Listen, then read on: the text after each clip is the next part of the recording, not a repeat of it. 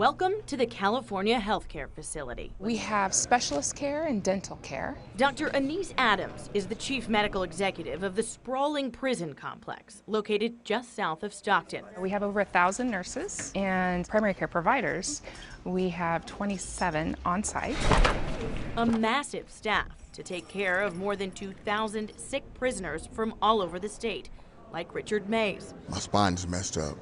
And also I had heart problems. We had to put stents in my heart. He says appointments to see specialists take a long time, and he avoids the dentist. The dental part we don't really like because they pull out all your teeth. But most prisoners we talked to seemed content. The staff's pretty good.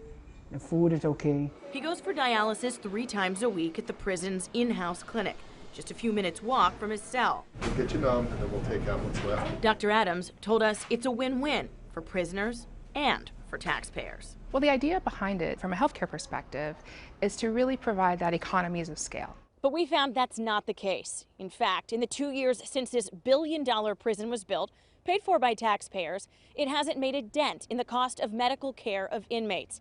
In fact, the opposite has happened. Medical costs are way up. California spent $1.9 billion on medical care for California prisoners in fiscal year 2012-2013. 3 years later, the cost has skyrocketed to $2.4 billion. Your numbers are correct. Joyce Hayhoe with California Correctional Healthcare Services says it's to be expected. The population of over 60-year-old inmates is the fastest growing segment in our healthcare system. And as a result for that, we're going to definitely have higher costs.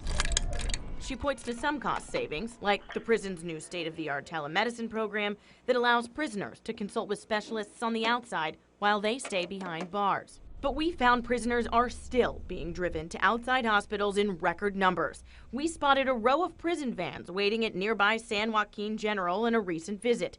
In fact, outside hospital costs provided through HealthNet are up 8%, and transport and guarding costs statewide are up a whopping 52%. But explain to me how you build a hospital to treat inmates, and yet your overall healthcare costs go up. Your treatment of inmates in regular hospital goes up, and the cost of guarding those patients goes up. This is one of the misnomers.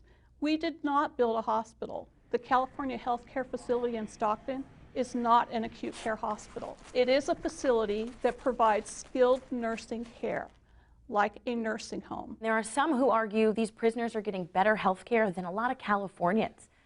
At what point are we spending too much money? Under the U.S. Constitution, when someone's liberty is taken away from them, the state is required to provide them with care. Care this prisoner at least appreciates. I enjoy it here. I love it here.